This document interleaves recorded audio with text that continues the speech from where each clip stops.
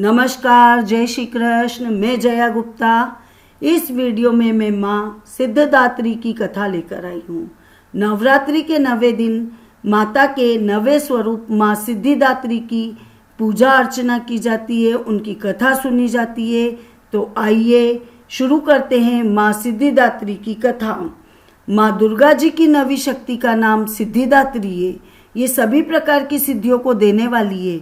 नवरात्रि पूजन के 9वें दिन इनकी उपासना की जाती है। इस दिन शास्त्रीय विधि विधान और पूर्ण निष्ठा के साथ साधना करने वाले साधक को सभी सिद्धियों की प्राप्ति हो जाती है।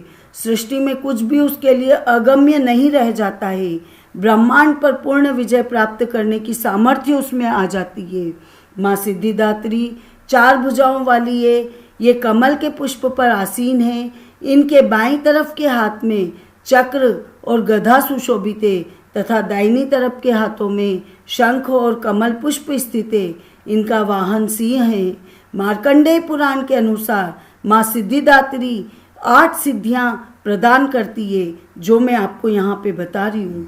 अणिमा, महिमा, गरिमा, लघिमा, प्राप्ति, प्राकम्य, ईशित्व और वशित्व, ये 8 सिद्धियां माँ सिद्धिदात्री द्वारा प्रदान की जाती है। माँ भगवती का स्मरण, ध्यान, पूजन हमें इस संसार की असारता का बोध कराते हुए वास्तविक परम शांतिदायक अमृत पद की ओर ले जाने वाला है। आज के युग में इतना कठिन तप जो कोई भी करता है वह माँ की कृपा का पात्र तो बनता ही है। अन्य 8 दुर्गाओं की पूजा उपासना शास्त्रीय विधि विधान के अनुसार करते हुए भक्त दुर्गा पूजा के 9वें दिन इनकी उपासना में प्रवृत्त होता है। माँ सिद्धिदात्री की उपासना पूर्ण कर लेने के बाद भक्तों और साधकों को लौकिक पारलौकिक सभी प्रकार की कामनाओं की पूर्ति हो जाती है। 9वीं के दिन माँ सिद्धिदात्री की पूजा की जाती है। देवी के इस स्वरूप को केतु ग्रह की स्वामिनी माना गया है। जो जातक 9वीं के दिन माँ सिद्धिदात्री की पूजा अर्चना करते हैं उनके जीवन से केतु के दोष हट जाते हैं। अब माँ सिद्धिदात्री की आराधना करते समय बोला जाने वाला श्लोक मैं आपको बता रही हूँ। सिद्ध गंधर्व यक्षाद दयायेर सुरेर मरेरपि सेव्यामाना सदा भूयात सिद्धिदा सिद्धदायिनी। माँ सिद्धिदात्री की कथा अब मैं आपको बता रही हूँ। देवी पुराण में ऐसा उल्लेख मिलता है कि भगवान शंकर ने भी इन्हीं की कृपा से सिद्धियों को प्राप्त किया था। केवल मानव ही नहीं बल्कि सिद्ध, गंधर्व, यक्ष, देवता, असुर सभी इनकी आराधना करते हैं। संसार में सभी वस्तुओं को सहज और सुलभ रूप से प्राप्त करने के लिए नवरात्रा के 9वें दिन माँ सिद्धिदात्री की पूजा की जाती है। भगवान शिव ने भी माँ सिद्धिदात्री की कृपा से तमाम सिद्धियां प्राप्त की थी। इस देवी की कृपा से ही शिव जी का आधा शरीर देवी का हुआ था और इसी कारण शिव जी अर्धनारीश्वर के नाम से प्रसिद्ध हुए।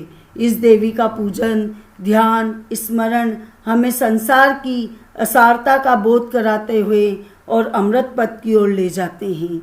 जब ब्रह्मांड पूरी तरह से अंधेरे से भरा हुआ एक विशाल शून्य था, दुनिया में कहीं भी किसी भी प्रकार का कोई संकेत नहीं था, तब उस अंधकार से भरे हुए ब्रह्मांड में ऊर्जा का एक छोटा सा पुंज प्रकट हुआ था और देखते ही देखते उस प्रकाश पुंज का प्रकाश चारों ओर फैलने लगा। प्रकाश के पुंज ने एक आकार लेना शुरू किया और अंत में वह एक दिव्य नारी की तरह दिखाई देने लगा, जो स्वयं देवी महाशक्ति के अलावा और कोई नहीं थी। सर्वोच्च देवी ने स्वयं प्रकट होकर त्रिदेवों को जन्म दिया। तब ब्रह्मा, विष्णु और महेश प्रकट हुए। तब देवी ने त्रिदेवों को सृष्टि को सुचारू रूप से चलाने के लिए, अपने अपने कर्तव्य निभाने के लिए, आत्मचिंतन करने के लिए कहा। देवी के कहे अनुसार तीनों देव आत्मचिंतन करते हुए महासागर के किनारे बैठ गए और कई वर्षों तक तपस्या करते रहे। उनकी तपस्या से प्रसन्न होकर देवी माँ सिद्धिदात्री के रूप में उनके समक्ष प्रकट हुई। देवी सिद्धिदात्री ने ब्रह्मा जी को सरस्वती, विष्णु जी को लक्ष्मी जी तथा शिव शंकर भगवान को आदि शक्ति प्रदान की।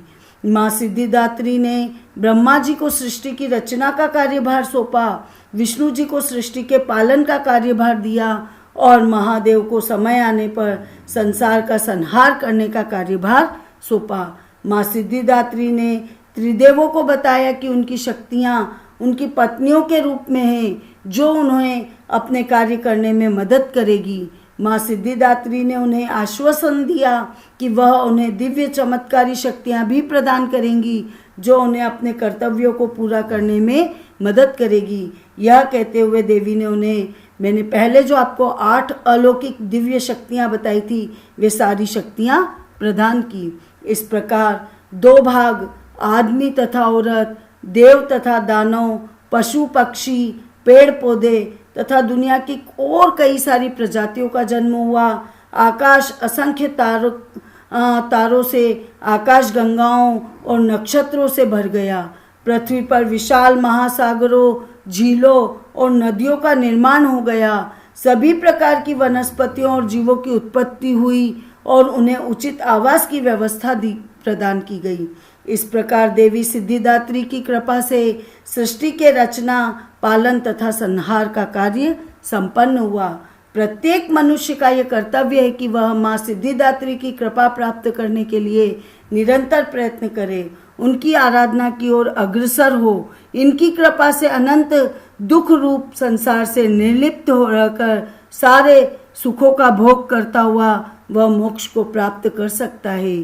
सिद्धिदात्री माँ के कृपा पात्र भक्त के भीतर कोई ऐसी कामना शेष नहीं बचती जिसे वह पूर्ण करना चाहे। वह सभी सांसारिक इच्छाओं, आवश्यकताओं और स्पृहाओं से ऊपर उठकर मानसिक रूप से माँ भगवती के दिव्य लोकों में विचरण करता हुआ उनकी कृपा रस पीयूष का निरंतर पान करता हुआ विषय भोग शून्य हो जाता है। माँ भगवती का परम सानिध्य ही उसका सर्वस्व हो जाता है। इस परम पद को पाने के बाद उसे अन्य किसी भी वस्तु की आवश्यकता नहीं रहती है। माँ के चरणों का यह सानिध्य प्राप्त करने के लिए हमें निरंतर नियम निष्ठा रहकर उनकी उपासना करनी चाहिए। आपको मेरा ये वीडियो अच्छा लगा हो तो इसे लाइक कीजिए, शेयर कीजिए। अभी तक यदि आपने मेरे चैनल को सब्सक्राइब नहीं किया है तो मेरे चैनल को सब्सक्राइब कीजिए, बेल आइकन को हिट कीजिए ताकि मेरे नए वीडियोस के नोटिफिकेशन आपको तुरंत प्राप्त हो। हिंदू धर्म, संस्कृति, तीज त्योहार, व्रत कथा, रीति रिवाज इत्यादि जानने के लिए मेरे साथ बने रहिए। ओम दुर्गाय नमः। जय श्री